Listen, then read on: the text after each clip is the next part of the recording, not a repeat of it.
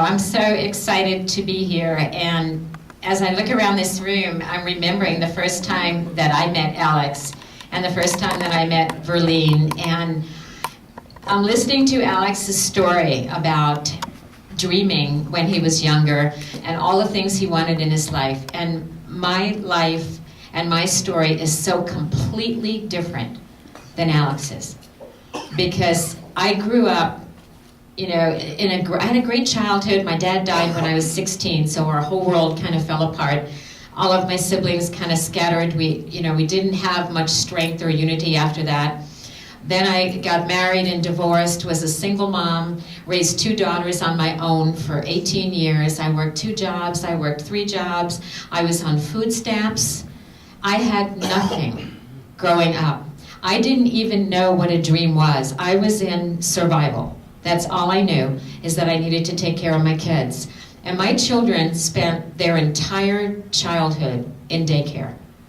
And I look back now and it saddens me because I know they didn't get the best of me. But I also know that I did the very best I could with where I was and what I had. So I know what it feels like to not have. I didn't know I was able to dream, through my whole life. And I think that happens to so many of us. We're so busy being caretakers for others, or taking care, especially women. You take care of kids and spouses, and it just feels like you never take the time to think and really open your heart to what if it was about me? What if I could have it all? What would it be? And I didn't figure any of this out until after I was 50 years old. I was 50 years old. I was living in an apartment in Central Florida, and I had a 3-bedroom. Which was the biggest and nicest apartment I had ever lived in, and I thought I had arrived. I had a guest room for the first time. It was my nicest place to live, but I still was working a lot of hours. I was 50 and broke. I didn't have any money in the bank. Never occurred to me that there was anything different than what I had. It was just about getting through every single day, just trying to get by. Then at 50 years old, I was introduced to network marketing. Didn't know what that was, didn't really care. All I'd ever heard about it was something really ugly. And so I wasn't really interested in doing that either. But through this journey of experiencing network marketing, I realized that I had so much inside of me. And when ARIIX talks about having a lot inside, that you've always had a dream and you always wanted to do something, I have always known through all of this that I was put here for more than what I was doing. I always knew that there was something inside of me that I wanted to have come out. I didn't know what it was. I didn't know how it was going to come out. I knew that all of us are put here to let our light shine and to make a difference in this world. And I knew that I was settling. I was selling tires at one point in my life. I was selling shoes at another point. I have done so many things that in the last company that I was with, my network marketing company, I rose to the top and I made a whole lot of money and all that, but underneath my name, when it says, what does this person do? It said odd jobs. That's what it was for me, because I didn't have a career. I barely got out of high school. I had no skills, any. I just knew I loved people. I always wanted to help people. I've always wanted to make a difference. Never knew how. So at 50, I started my network marketing career. And that was a real experience because I didn't believe in myself a lot. I didn't feel like anybody was going to listen to me, because why would they? Because I'm 50 years old and dead broke and have been that way my whole life. So why would anybody listen to me? And I came to a place in my life through this journey where I started to realize that all of a sudden I could find my voice. As I started to go after something outside of my comfort zone, as I started to dream for the first time in my life, all of a sudden things started coming to me. And my heart started opening up to what's possible if I was willing to do what wasn't comfortable for me. Because I finally figured out that what was comfortable for me was keeping me right where I was. That was my comfort zone. That's where I'd been. I settled in mediocrity or less my whole life.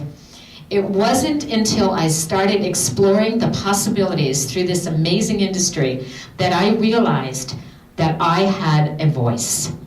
And all of a sudden, I took baby steps. I started to grow. I started to make changes in my life. I started to do things that weren't comfortable, because for the first time in my life, I decided that what I had wasn't enough, that I no longer wanted to settle in mediocrity. And it took me 4.5 years, even in this industry, in direct selling, it took me 4.5 years to get to a place where I knew that my voice was coming alive, and I made a decision. And this time, by then I was 55 already, I made a decision that this was the only way that somebody like me could create an incredible life, could create abundance, was to get leverage and to really understand this industry and what it offered for me. So I became amazingly successful in the industry. I wrote a book called Getting Out of Your Own Way, because I figured out that the reason I was still stuck at age 50 had nothing to do with the choices or nothing to do with what I was doing. It had everything to do with what was between my ears. I didn't believe in myself. I limited myself. I stayed put, and I settled. When I started dreaming and started thinking about what I truly wanted in my life, and I pictured my grandchildren, and I pictured me taking my grandchildren on a cruise, I pictured so many things were going on in my mind, and I thought, if I could have it all, what would it be? What would I do? And my heart just opened, and I cried and I cried, and I thought, this is what I want. I want to be by the water. I want to spend time with my grandkids. I want this, I want this, I want this. And I started writing it down, and I decided at that moment and to draw a line in the sand and change the direction of my life. And that is what I did. I went out and I owned the fact that I would be more, that I was going to do more, that I wasn't going to be stuck in a dead-end job till I was 80. I was trying to think, how am I ever going to quit work? If I don't work, I don't have money. I had no money in the bank. I had no savings. I had nothing. And all of a sudden, this light bulb went off inside of me that said, you deserve more, there is more, and I started to dream. And once I started to dream, and I looked at my life and what I wanted, I owned it, and there was nothing that was going to keep me from getting it, not one thing. So I went out with just a vengeance, and I started talking to other people, and all of a sudden, as Alex said, if you want people to follow you, you have to, you've got to do something. I started moving, and all of a sudden, all of these people wanted what I had. And that scared me to no end, because now I'm not just responsible for me, but I'm responsible for them. And then I started doubting myself again, and then I had to pick myself up again. And so it was a journey. It was a total journey of personal growth for me. But by 2002, when I started, immediately, I started doubling my income, tripling my income, making a difference in other people's lives. I started traveling around and speaking, and I realized that I have a passion to speak to women, to single moms, to women that are their kids are in daycare and they want to stay home, to women who are in abusive relationships and they can't get out because they need a provider. And so all of a sudden I found a voice. And like Alex, I have been so incredibly blessed. Last year, I was flown to Hong Kong and spoke to an audience of 10,000 Chinese people who didn't even speak English. It was hilarious because they all had on headsets. So I understand the translator thing. But it was a new experience for me. And so I would say something that I thought was just really funny, and they're all just looking at me. And then I'd move on to the next thing, and all of a sudden I'd be like, ha, and everybody's laughing. It was really a bizarre experience. But as I was standing up there, I'm thinking to myself, how did I get here? How did I get here?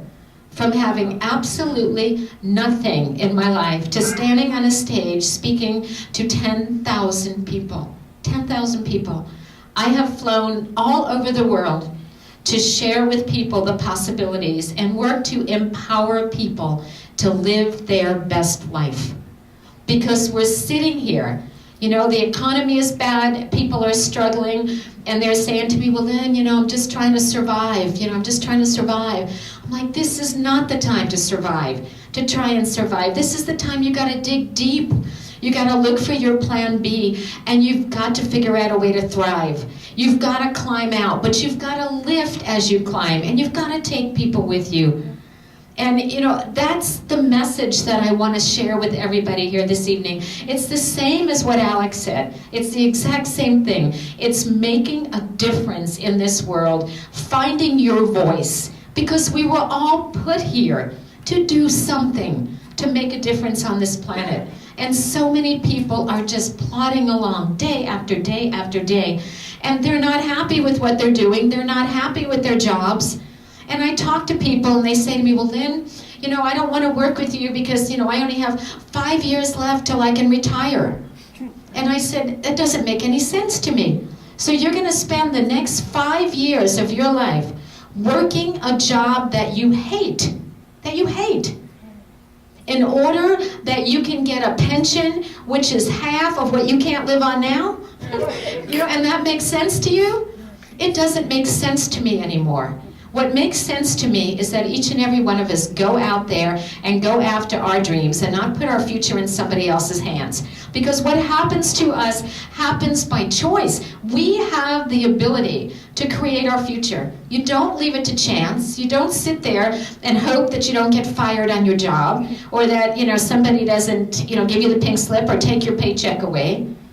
Each and every person has the ability to create the life that they are looking for. But you've got to do it. You've got to find your dream. You've got to be willing to get outside your comfort zone and go after it. And, I am so excited to be here in Madison. And I'm thinking about what my dreams have been. And I have pretty well lived every dream I could imagine over the last 5 or 6 years. I have been so blessed. I took 15 members of my family on a Caribbean cruise. I took my 84-year-old mother. I took 6 grandchildren, my daughter's husband, my brother and his wife. We went on a cruise for 8 days, and it was the most amazing experience of our lives.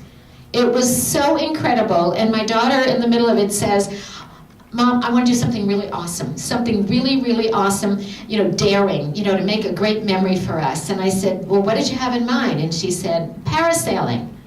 I'm like, I don't even know what that was. I said, parasailing, the thing that you go up in the sky, off the back of the boat? Yeah, let's all do that.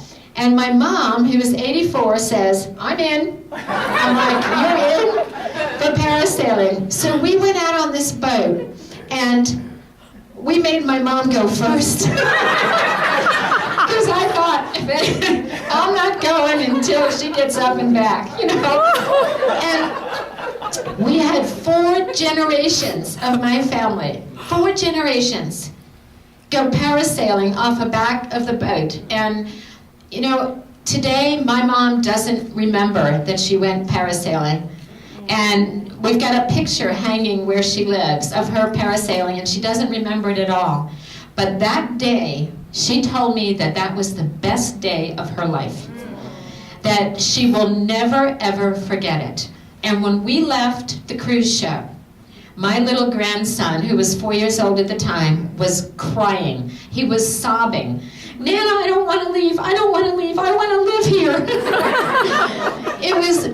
It was the best time, and it was, for me, it was living a dream, because it was an amazing experience that will never be forgotten by any one of my family members or me.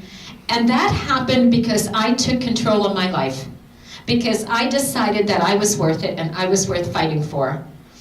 That's just one of the things, and I have known Alex and his family for so many years, and a dream that Alex and I have had together has been for us to do something together. We've been talking about it for how many years?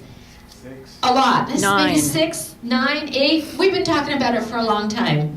And to be here in this room with Alex and all of you just fills me. And I have to share this story, though, and I'm sorry, Verlene, but I'm telling this because we're in Wisconsin, and I love Wisconsin, and I've had some amazing experiences here, and I have some great friends here. But the last time that I was here, it was really cold, as though this isn't. It was 2, I believe. I mean, it was the coldest I have ever seen in my life. And Verlene asked me if I wanted to go tobogganing. Now, I didn't know what tobogganing is. I thought it was sort of like sledding. So when we went to go, she said my clothes were not acceptable. So she dressed me up in this outfit where I looked like, you know, the Michelin Man. And these big, thick things where you can't even put your arms down. One of those. Hat, scarf, glove, boots. I mean, she dressed me in all these things. And then Teresa and her and I, we went up to this hill. And she told me that I'm supposed to sit on this round saucer thing. I thought a toboggan was a sled. She said, sit on there and cross your legs, you know, and so I get all in this thing, and I'm all ready, and I'm thinking she's going to pull me around, because like a sled with a rope. And so I got in, and I was all set, and I said, so are you're gonna pull me? And she goes, pull you? And she just shoves me in the back down this hill, where I screamed like a crazy person, all the way down, and my feet were hanging off. You know, I will never forget that. And it's one of those experiences that just fills me when I think about it, and I'll laugh about it forever. And it's a memory, and it's one of those things that's in my heart, you know. And I have great love for Madison and the people here. And when Alex said we were going to do this event, I couldn't wait to get here. And Colin, we share a boat story years ago. I mean, there's so many wonderful things in my life as a result of people in this room. And my mission tonight is to give back to you, to hope that something that is said here this evening will touch you or inspire you or empower you to go out and live your very best life, because you deserve it. And if right now you're in a position that you're not living your best life, and you don't have enough time to spend with your family, your friends, yourself, if you don't have that, and you're settling in a job that doesn't fulfill you, doing things that don't complete you, then I invite you to open your mind to all the possibilities of everything you're going to hear tonight, because your future is up to the choices that you are going to make. The best way to predict it is to create it. And so I'm excited to be here, and I'm going to turn this back over to Alex, and I just want to say God bless all of you, and thank you for allowing me to be here. And it's going to be an awesome night, and it's my privilege to be in Madison. Thanks, everybody.